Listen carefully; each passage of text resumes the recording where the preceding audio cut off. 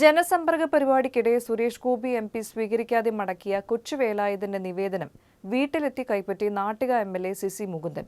ഞായറാഴ്ചയാണ് C Mukundan MLA. കൊച്ചുവേലായുധന്റെ വീട്ടിലെത്തിയത്. വീടിന്റെ ശോചനീയാവസ്ഥ പരിഹരിക്കാൻ ഇടപെടണമെന്നായിരുന്നു കൊച്ചുവേലായുധന്റെ നിവേദനത്തിൽ ആവശ്യം. കൊച്ചുവേലായുധന്റെ വീടിന്റെ ബുദ്ധിമുട്ടുകൾക്ക് ഉടൻ പരിഹാരം കാണുമെന്നും എം.എൽ.എ. അറിയിച്ചു.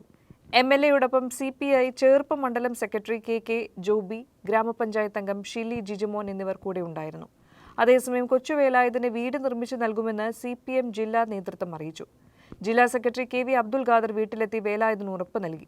ഉടൻ വീട് നിർമ്മാണം തുടങ്ങുമെന്ന് അബ്ദുൽ ഖാദർ പറഞ്ഞു. കഴിഞ്ഞ കാലവർഷക്കെടുതിയിൽ വീടിന് മുകളിലേക്ക് തെങ്ങ് വീണ് മേൽക്കൂര തകർന്ന വേലായുധന്റെ വീട് സി മുകുന്ദൻ MLA സന്ദർശിക്കുകയും 1.20 ലക്ഷം റവന്യൂ ദുരന്ത നിവാരണ വകുപ്പിൽ നിന്ന് ലഭ്യമാക്കുകയും ചെയ്തിരുന്നു.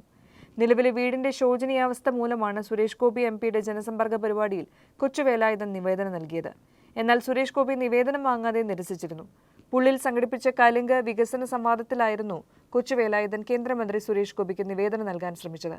നിവേദനം നീട്ടിയപ്പോൾ വാങ്ങാൻ വിസമ്മതിച്ച സുരേഷ് ഗോപി അതൊന്നും ഒരു MP.യുടെ ജോലിയേ അല്ല, പോയി പഞ്ചായത്തിൽ പറയുമെന്നായിരുന്നു പ്രതികരണം.